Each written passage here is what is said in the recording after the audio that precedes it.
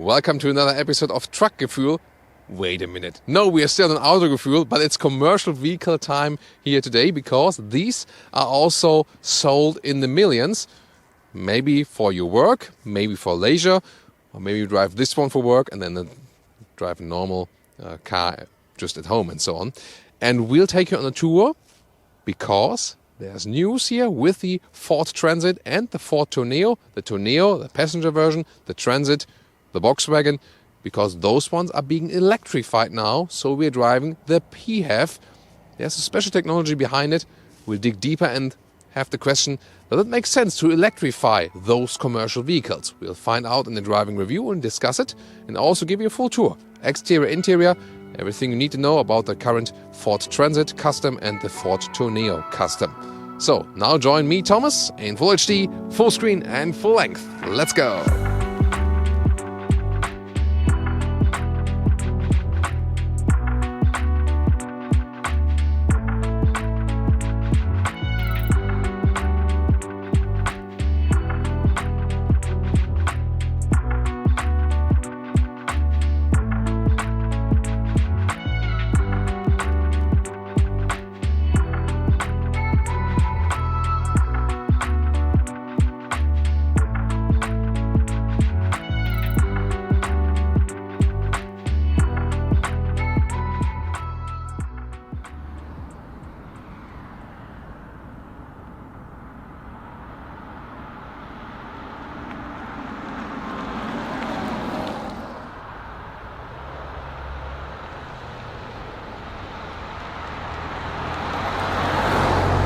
So just to give you some perspective, there's the Ford Transit, the big transporter, which you can also get in different heights and also again different length, and the smaller one, which would be equal, for example, to a Volkswagen T6 and so on, or Mercedes Vito or Mercedes V-Class. That is then the Ford Transit Custom, or here the Ford Tourneo Custom, which is the passenger variant. The Transit Custom is then the Volkswagen, and there's also the Transit Combi, which is in between, has some seats, not that luxurious, and like a mix of passenger and also space in the rear.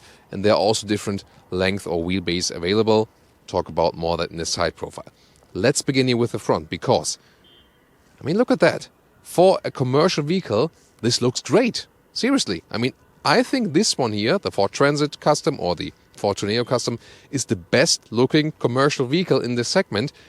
It just looks sporty. With this front fishbowl grille and then the daytime running lights. Headlamps, by the way, start with halogen base, then optional halogen plus those nice daytime running lights, and optional, those ones here, by xenon plus daytime running lights. So this is definitely quite fancy and not exactly a Thomas blue color, but it comes, close in this direction. So if I would buy a commercial vehicle in this segment, just visually wise on the exterior, I would probably pick it exactly as it is here right now. What's your take on that? You can also get a Transit Custom with 5.34 m or 210 inches in length. That's a 3.30 m in wheelbase or 130 inches. But this one here you can see is the short version, 4.97 m or 196 inches in length, or wheelbase 2.93 m or 115 inches. So, and thing is, the PHEV we have here today is also only available with the short wheelbase and the short length. And you can see this one here is the Tourneo Custom version. We can see it here that we have all in glass, so we have some windows for the passengers. Again, Transit Custom, Volkswagen would be all shut in here. The Combi is a mixed, you can also get it with windows. And this one in here, the Tourneo Custom, all the way with windows. And the naming, by the way, can also differ from market to market. So yeah, it's something a little bit complicated to see all the different versions. Of course, being a commercial vehicle, it's more form follows function in the side profile. Pretty thick door handles, I like that, to be able to grab that. We have a side pad right here you can get. Those are 16-inch wheels, by the way, with winter tires. Yeah, let's get it to 20-inch wheels, make it look sportier, right? Yeah, maybe later. Then, again, actually quite nice blue color, and this makes it a little bit more colorful, especially if you think about most commercial vehicles as just white. So definitely more exciting here. And here also with those colored windows that someone in there, so I can't really see if someone is in there. So, but yeah, at the moment there's no one in there. But it's actually quite good to have some more privacy on the inside. So, what do you think about the side profile? Well, even in the rear, the Ford designers found, something nice here with those vertical taillights right there. Actually quite nice still from the rear, and also how they integrated the window right there. So again, you think you cannot really design a commercial vehicle, but obviously it is possible. And here the only sign that this one here is the PHEV has a small plug-in hybrid badge right there. Other than that, it just looks very normal. By the way, the Volkswagen, the Transit Custom, would have a payload of 1,100 kilograms, or also a volume of 6 cubic meters. Here then the Tourneo Custom will be about the passengers. We'll soon take a look at that when we go to the inside. As for engines, standard in Europe for the Transit Custom range and also for the Tourneo would be a 2-liter turbo diesel with different horsepower specs up to a 170 horsepower. In the US for the Transit you can also get a V6 diesel and also a stronger petrol engine. But here today we have the new PHEV, which has an electric motor right in the front, but also a combustion engine as a generator. This one here is a 1-liter turbo petrol engine, and it is not directly powering the front wheels, but serving as a generator. Then again, that you can still drive electric. Yeah, how does that make sense? We know that, for example, from the Honda CR-V as well, the Honda hybrid technology. So the generator is being used, not directly powering the wheels, because then the combustion engine can run in a certain RPM spectrum and not jump too much up and down, and therefore it's a little bit more efficient. Yeah, that's the argument for that. Horsepower output 126 horsepower from this electric motor right there in the front, and the battery capacity is 13.6 kilowatt hours. It's placed at the bottom of the vehicle in the middle, also for the good center of gravity and so on. And they give a warranty actually for 8 years or 160,000 kilometers or 100,000 miles.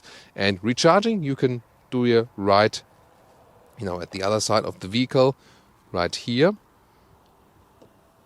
There we go. There's the plug-in, and Ford promises about a little bit more than 4 hours, and with the household plug, 230 volts, and just half, so about 2 hours if you use a standard AC charger from a wall box or at a charging station.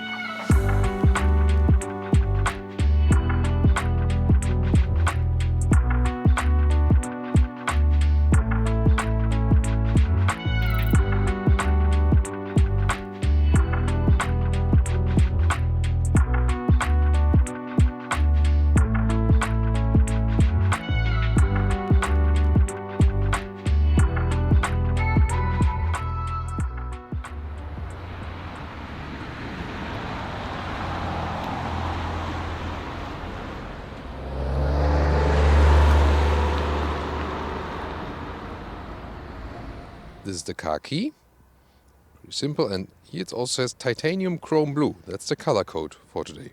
Yeah, pretty nice. So you can also open it and close it here then with the key. No keyless entry whatsoever, but you could also here use the standard key to open or close. Yeah, but of course that's not really necessary if you can do it here like that. And by the way, in the lower part, this one here is the normal fuel cap. You have to release it from the interior next to the infotainment system, and then you can also fuel up the car. Here on the top part we have actually some soft touch material in this version here, so the more luxurious version, and also a nice black and bright contrast here in the lower area, and with a lot of different storage spaces. Steering wheel looks like in a Ford passenger vehicle.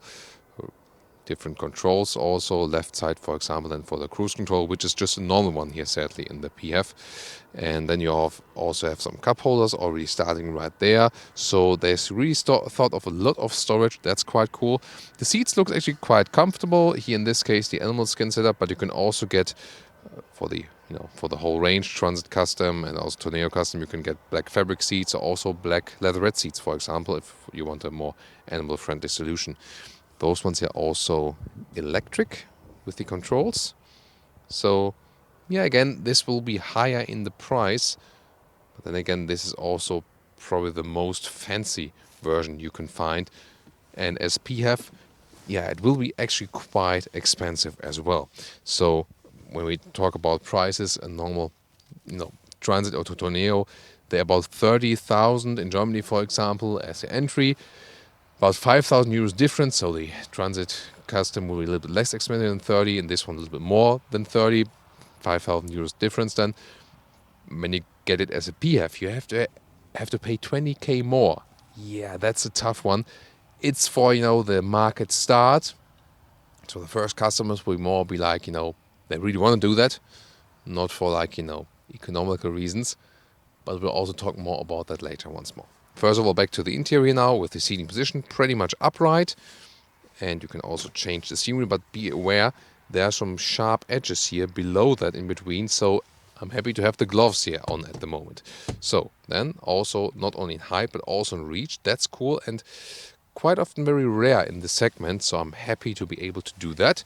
And it's good in upright seating position. You can even put the seat here higher, just electric. That's also very comfortable. So depending on your size, you can really put it higher. So pretty nice to be able to do that, and a good overview all around. Moment it's 86 or 6'1", and if I put the seat in lowest position, you can see I have ample of headroom left. And what's also quite fancy is that you have already some storage here, right there, but also some for your glasses up right there. Hard to film, but there you can put, for example, some sunglasses or whatever. Now the interior overview. Of course, the segment is rather about being functional, but since this one is rather a luxury version, we also have some soft touch here at the top dashboard. And of course, this nice color contrast between black and bright. When we start at the left side, the steering wheel can be, you have those controls here for the small digital screen. On the left side for the cruise control. Again, adaptive cruise control sadly not available for the PHEV, but that's more packaging reason, has no technology reason or something. And when we take a look at those instruments, left side analog, you can see where you can charge the battery in the moment and when it gives actually power. On the right side, there's the normal speedometer. And then in the middle section, we have this optional 8-inch Sync 3 system. Mainly use it for Apple CarPlay or Android Auto connection. Then it looks like this. It's a nice integration, definitely. And the sound is actually quite decent. It sounds really good because there's such a big resonance room here in this vehicle. That's maybe the reason for that. So it's almost sound surround-like. So that was quite amazing. You can also go back to this Ford system. And yeah, I can use it for some basic functions.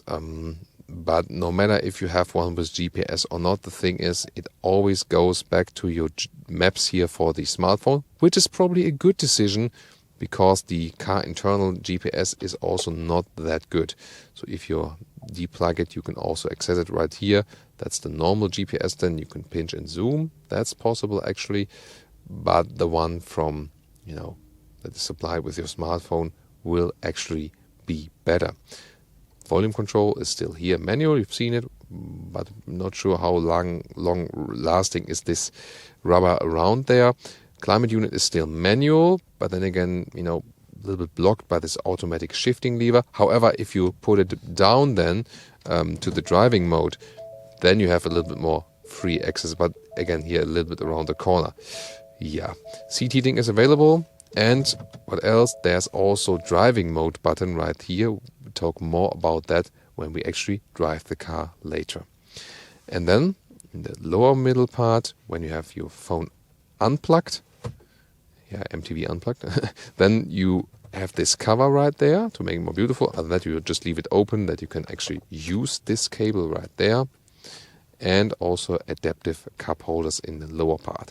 And talking about more storage space, on the right side, you have some more space for the co-driver for bigger bottles. That's actually quite helpful. And then let's take a look at the glove box compartment. Let's now check out the side interior. Well, of course, we start with the door closing sound of the sliding door. First of all, slide open, and now it sounds quite solid, doesn't it? So, welcome, and you can get it actually on both sides, those sliding doors. That's actually quite cool. Then again, this is here the opposite seat setup, so you can face each other with 6 single seats. Actually quite fancy looking. You can, of course, also get more animal friendly surface materials for the rear. Although the style in the Bright is actually quite nice. Also Isofix at those outer seats, and the inner seats you can flip each, and then for example you can join us for some eggplant and yellow pepper sandwiches as for that, and of course some cup holders right there, so you can do that with the middle seats each, so you can do the same with the middle seat in the rear actually. And we also have a spot for the charging cable right there, by the way, but of course you can also put it in the trunk, but not in a frunk here. So that's the thing. And now let's take a test seat right there. Of course it's an easy entry with this step right there, and it's really cozy. You have this upright seating position with 186 or 6'1". Here enough headroom left. It's really easy to move around. The middle seat is actually almost as comfortable. Is it maybe a little bit different? I mean, they look the same, but the outer one actually feels a little bit softer. I don't know. But it will be better anyway with the fabric surface than they will be softer in general. And what's also cool is that you can vary the back part of the seat. You can make it more upright, but you can also put it more far back here in a rather sleeping position. That's possible. You have even USB chargers, so 2 USB-A chargers on each side. So that's pretty cool for the passengers, next to some cup holders. And there are also some manual shades right here. Although, I mean, with those tainted windows, that's maybe not like that necessary. And talking about windows, you can also open this window here. It's fully manual, and then you can have this slight opening. Maybe rather for hot summer days, not while driving, but rather when you're stationary and do some semi camping trip or something like that. Let's call it that way. So pretty flexible, pretty nice this interior, and you can also take out single seats. That would also be possible. To open the rear hatch, it's just right under the rear view camera, by the way. Yeah, it offers rear view camera, so modern assistance systems, as well as a blind spot monitor and also autonomous emergency brake. And for the car in general, you can also get adaptive cruise control, but not for the PHEV, strangely, for no apparent reason. Then you can see here some measurements, and this one here is about 1.20 meters in width. And here, about 55 centimeters in length left. And the total height here is more than 1.20 meters. You can see here, almost 130 meters in height. So still comes quite handy. You can see here, this one, the Tourneo with a passenger setup, but you can still store some decent luggage in the rear. And also worth mentioning, I can actually stand here with 1.86 or 6'1". So that's pretty cool, especially in rain situations. And we also have a luggage sample for you. That's how it actually could like, that you have a better imagination of what you can put in that trunk.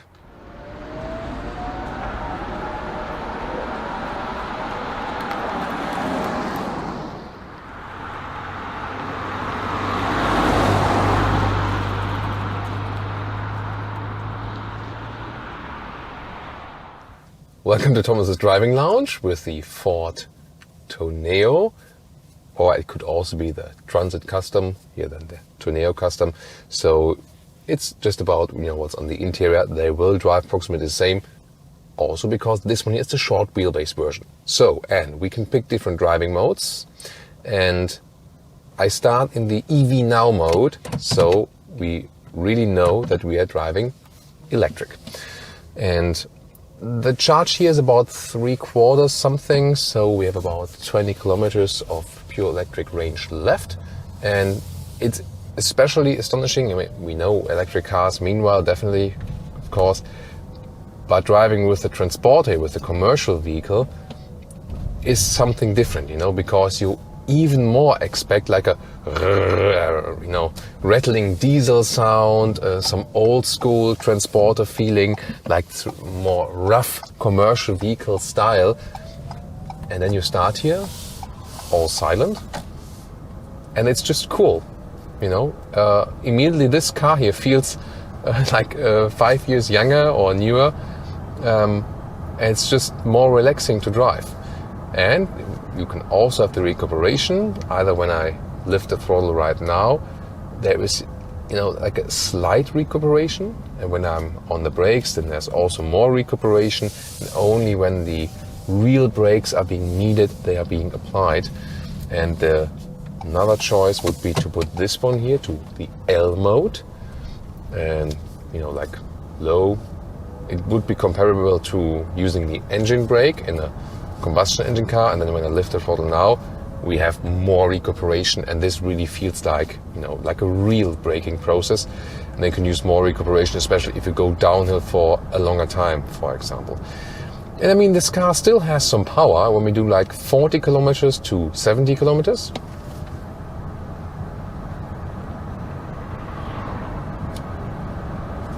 Plop, that's it. So you see, I mean, it's not an explosive acceleration, but it's also not really needed for this transporter segment. And now I just lift my throttle, and I can more have this one pedal feeling or one pedal driving, as we know from other EVs, when I'm in this L mode. Which one is the more suitable for you? You have to find out. In this way here, I can really rather steer the car or control the car with one pedal, and with the other one you use more rolling. It feels a little bit more, like when you roll in the car, like with the higher gear inside with the ICE car. And here when you just put in a lower gear and use the engine brake. And I mean, we have talked about the advantages of electric vehicles quite often already, and I always say, when you have the possibility for a proper charging infrastructure, and financially, it somehow plays out for you, just from the driving experience, the EV will always give you the better driving experience, because it's silent yet powerful. Here with this 126 horsepower electric motor, just you basically benefit from it, both in calmness and also in the spontaneous reaction from the motor. So that's really cool, I really like that. And once again, especially for the transporter segment here, Brian has already tested the e-Vito by Mercedes and was also quite keen on that. Yeah, it's about the range, definitely, even more here. So the e-Vito just as all EV, but then with higher range. Here then this concept with the range extender, which is, on the one hand you have this reduced electric range, and if you calculate that range, thinking about this 50 kilometers or 30 miles range, then with a 13.6 kilowatt hour battery, so that's easy to calculate, that you have somewhat electric consumption of about 24-25 kilowatt hours or more kilometers. That would be actually quite high. And then the question is, how far you do get with that in the city. Yeah, has been those tests from Ford in London, where 75 of all test customers were using all electric range during the day, because when you think about inner city delivery, for example, as for the Volkswagen, then there's not so much range involved. If you think about the person carrier here now, the question is, where are you driving? If you're more driving like taxi, like inner city, but then again, you will also use the range extender, definitely. So then there has been discussion, how useful is it actually?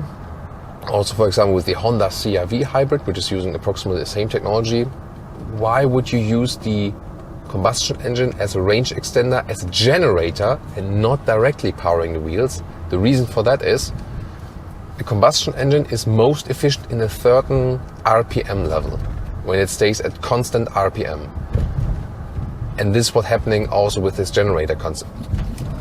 Whoa. Yeah. Yeah, that happened. So, okay. Yeah, back to the generator concept.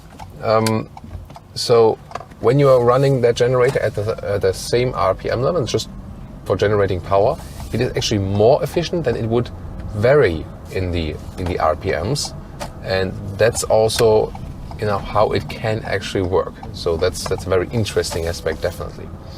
And again, it's such an effortless driving.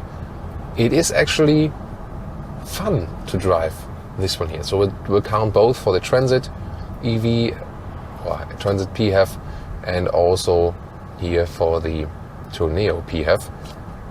this EV version makes it more fun to drive, more effortless, and also more silent. So I'm way more relaxed than I would be driving, the normal ICE vehicles.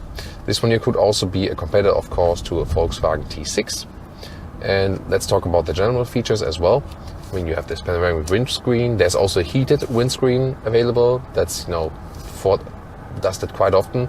That's pretty cool. But, as for me, I always see those lines. And we have mixed viewer feedback. Some say, yeah, I also see them. And it's so annoying. And others say, I've been driving like a Ford with a heated front windshield like for years, and I never saw that, So I guess it just depends, So who sees that or who sees that not.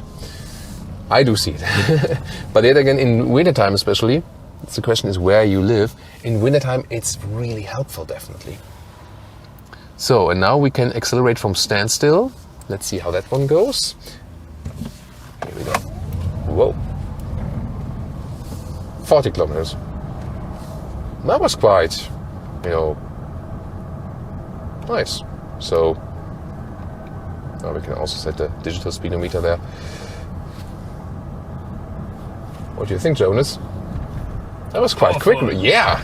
I mean, not 0 to 100 kilometers or 60 miles, but I mean, from the get-go, this is really powerful, and this is definitely stronger than any of the combustion engine models. So that, again, quite a lot of fun. Now we drive a little bit faster, and yeah, we're about 70 kilometers an hour. And noise insulation so far is actually quite good. See also the windscreen is not too upright, so there's also good wind efficiency as for that then. And the overview is actually quite good, especially to the rear. Everything box-like. Here also in this person carrier variant, it's quite nice because you see everything through the windows. So that definitely gives you a better overview than you would be driving the Volkswagen. So that's definitely very helpful. Now we can also accelerate to 100. Let's see how that goes. Yeah, this is an area where where the car needs some time to accelerate now. Now noise levels are also picking up. So 100 kilometers an hour, 60 miles an hour, that would be something where you would maybe commute on the motorway. But yet again, as we don't have any engine noise, you just hear the wind noise. And actually that's more pleasing to hear. So sometimes people say when you don't have the engine noise, then the wind noise are more prominent, and that is somehow the case, yes. So you can argue like that. Yet again, still I think it relieves some stress because the car feels more refined with less noise. So pretty cool. The steering, by the way, is very, very light. It does not convey much feeling, so like a T6 for example would be better in that respect because more feel what's happening on the road. Of course the suspension is rather soft, so and the car's upright, so you can also shake up the car. Be aware of that always when you drive such a vehicle. Be a little bit calmer, lift the throttle, and again reducing the speed just by that. Yeah, this L mode is actually quite nice. I could stay in that all day, and then I just need to switch from throttle to brake a little bit less. When I'm here in the normal D mode, I just let it roll, and that's it. And now we already depleted it up to 8 kilometers of electric range.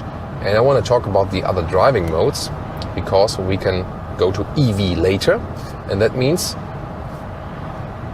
I just keep it, this electric range, because I think, soon I'll be coming into like a future city where I'm only allowed to enter in electric mode, so I keep my electric range. Or I could go to EV charge because damn it, I don't have any electric range left, but I need to go in the city very, very soon after driving overland. So then I put to this charging mode, and then it's not efficient, but then the electric range is being charged by the generator. Yeah, and then last but not least, there's the auto EV mode where the car also automatically starts in, and then the car thinks for itself what's the best at the moment. So usually it will, of course, try to use the EV and then switch from time to time. But I see it rather in, I'd rather see this car than being recharged and being driven full EV. That's where it makes most sense. And then if you cannot do that, then actually go now with the range extender, for example. And here again using recuperation. And that's probably also one of the best things. When you're hitting the brakes, that the energy is actually not lost. That's actually quite good. So now I'm just going back to this, to this L mode, because it's just cool, and you can also easily switch it while driving. And now let's see how flexible this car is, and going right and left, of course. You have to see it's a quite heavy car. But it feels still light at the moment because we don't have any payload or any passengers and so on. You can put a payload of 1,100 kilograms. Or over 2,000 pounds for the Volkswagen. And then you can put, of course, here some people in there. Here, by the way, when we're just going in a circle, that's actually very easy because the steering is so light. So this light steering is, of course, very helpful in this case. And because you sit so much, way in the front, then it's also connected with a good overview once again. So. I really love driving the EV. I just wish it had more electric range. The battery is not too big, and the building style of this car, you could easily suit a bigger battery in here, and that's probably the future.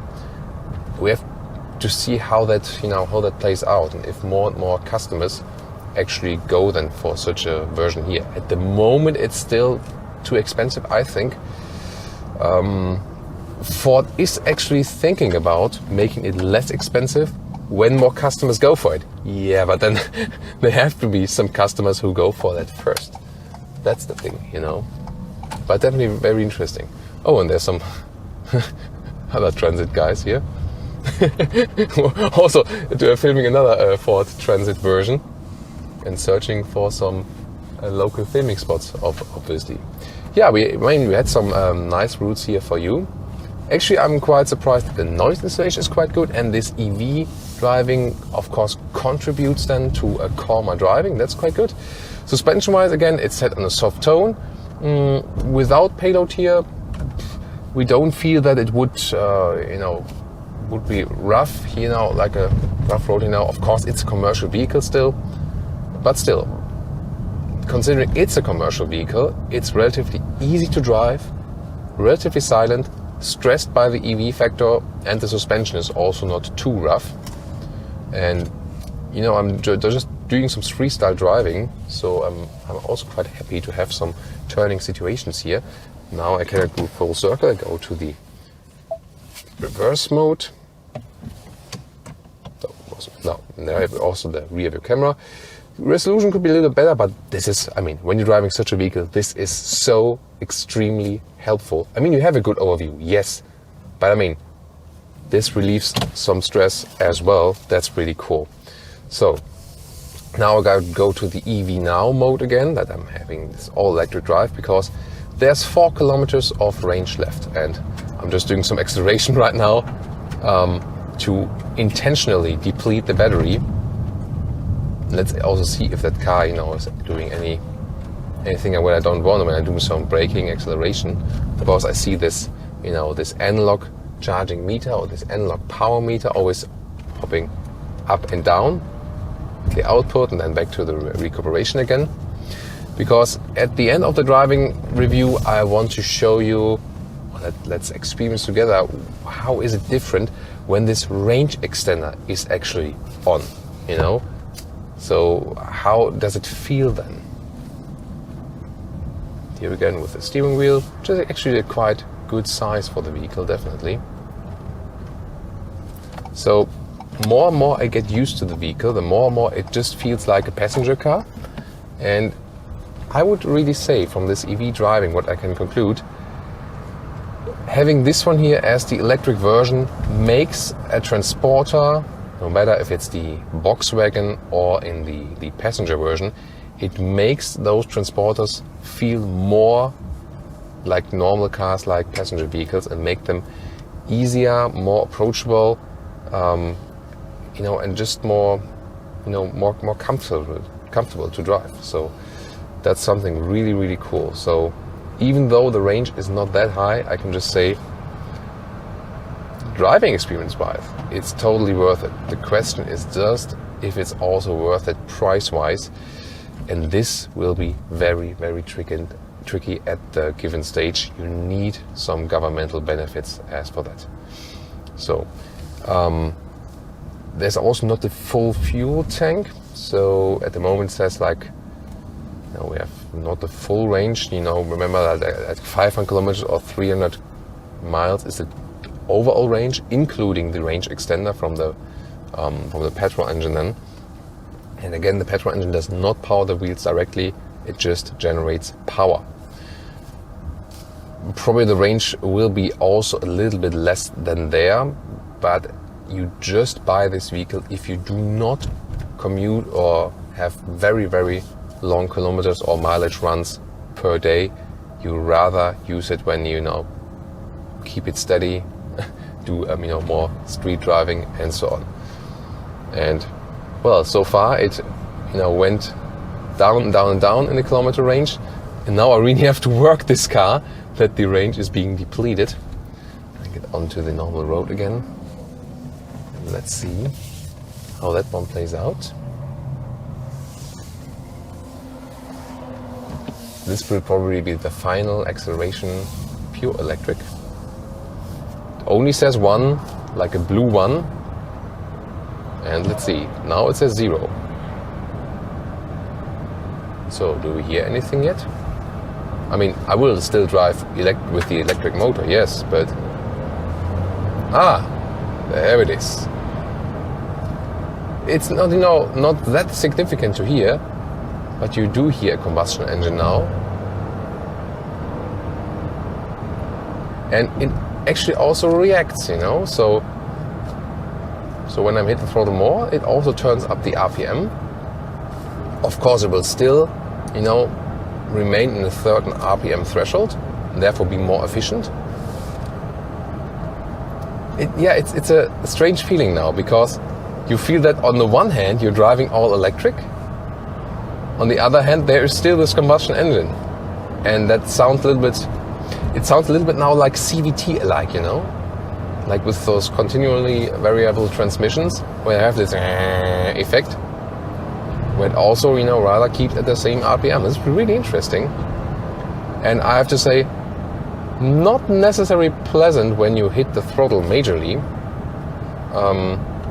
But this will be different then, of course, when you are driving a little bit slower. Here in this L mode again, using all of the recuperation that is possible. Then at some point you can also again have the full EV moments. But here, not sure if you can really pick it up on camera when I really hit now. That takes a while again. So, yeah, I mean, the good thing is when you're transitioning to this EV, there's a BMW Camo car. BMW. Maybe X1, right? I'm not sure. X1, maybe like size, but X1 just had a facelift. What could that be? Interesting. X1.5. X1.5, yeah. Yeah, right. I mean, there's X1 and X2, so X1.5 is clearly missing in the model portfolio. So, yeah, good idea. Jonas, you should be employed by BMW as model portfolio manager. Yeah, definitely. So, yeah, interesting also to drive with the range extender. It is then definitely like like a mix of what we have experienced so far. So definitely very interesting. I mean, look at that turning circle of that car. So it's really easy to ease this car around back and forth. So that's also something very significant here with the Transit. It's indeed, in general, everything is basic. It doesn't feel like you would have like a very sophisticated ride. Yet again, it will be way cheaper than a Volkswagen T6. Well, unless you go for the PHEV here, then this one here is really way, way more expensive because they're using this technology than somewhat like for first time was high development costs and so on. But still, I mean, it's too expensive, definitely, for what it offers. But we can say when we are on this way to making those transporters all electric, I think it's definitely the right way, because it makes, you know, the air in the cities cleaner, and it's also definitely just a cooler ride. Yeah, unless the range extender gets on, and you know, this generator. Yeah, a little bit weird, definitely, but yeah, also engineers thought about the system and had their reasons definitely to go for this. There is no official energy consumption meter, by the way, here.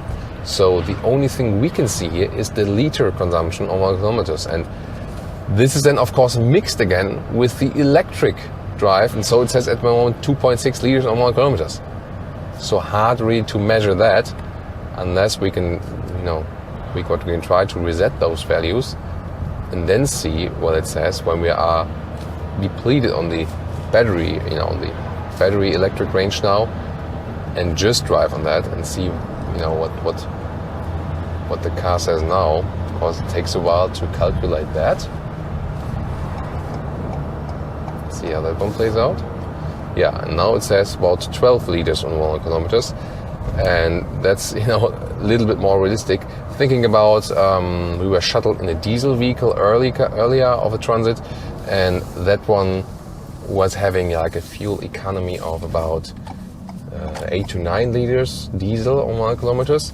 But then again, what's happening here, you really would have to test it on a very, very, you know, long scale, because as soon as I leave the throttle a little bit and do some recuperation, and then have like electric moments again, then the fuel economy is getting better once again. So that's really interesting. So cannot say what's like really reliable, but you know, about 10 liters for a petrol engine for this vehicle shouldn't be, you know, too unrealistic. So again, this is more about where do you have the chance to recharge it once again.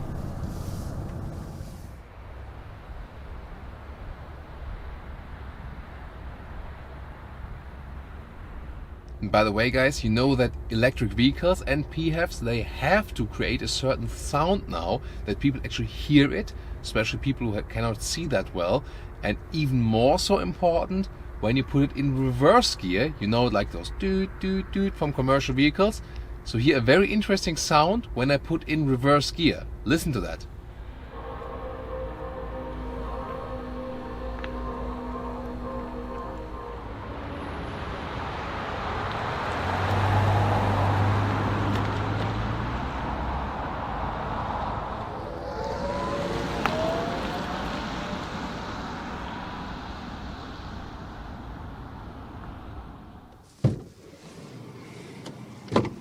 Here we are.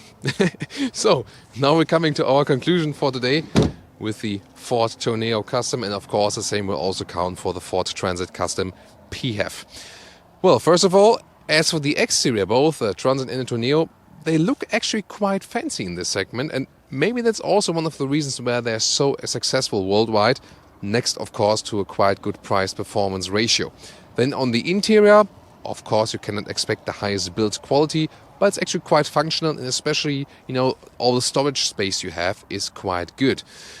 Then driving wise, it's a very easy drive, you know, light from the steering wheel, actually quite good overview, and you know, there are different engines available worldwide, and this new PHEV makes it really interesting, because we can generally say to electrify this commercial segment is actually quite cool, because it makes the car easier, let's say, accessible, not price-wise, but in a driving sense. You know, they are easier to drive, more comfortable to drive, more silent to drive. It makes it more normal, you know, the whole experience. Those commercial vehicles, they have moved towards or closer to the normal cars more and more over the past years, and this electrification process even boosts that development. And I think that's actually something quite cool. So I really enjoyed driving in this one here all electric today, and it makes a lot of sense, especially for those inner city deliveries, be it, you know, some cargo or persons. Yeah, then again, this concept here, I mean, the range extender is somewhat, on the one hand, a nice compromise, because you still have a higher range, although, you know, you're not getting all EV yet. So this could be one solution. The e-Vito we've already been testing by Mercedes, this is all electric, has a higher all electric range, but then again not the range that this one is offering in total. So you have to think about what's better than for you. Of course, on the long run, it should make more sense to put just a bigger battery in the lower floor, because you have a lot of space for that here in this commercial segment, and then have the all electric range and, you know, make it also, you know, just easier just to charge, and then that's it. Here, running both systems at the same time is of course always somewhat a compromise, but I can really say that driving it all electric was really a lot of fun. The big problem with this car is at the moment that the extra price here, about 20k more for the PHEV version, I mean, that doesn't make any sense. Yes, there are some governmental benefits and you get some taxation benefits, but still you want to have, you know, this system. You can even out the cost, maybe driving it over time, also as for, you know, lower maintenance and so on. But then you should really be able to recharge it quite frequently and, you know, have all the benefits of that then.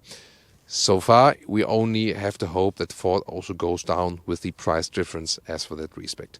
Of course, I would like to discuss this topic here with you, general, about the Ford Transit and the Ford Tourneo. If you are a Transit or Tourneo customer, then please give us your report. What's your experience? Which engine you are driving? It's always good to have some customer feedback in the comments here. And also what you think about electrification of this commercial vehicle segment. Looking forward to your comments, guys. And please also tune in next time, or also to other relevant episodes, for example, from the Volkswagen Transporter or the Mercedes Vito. We'll link a few down in the video description, also in the pinned comment. See you there, and see you next time.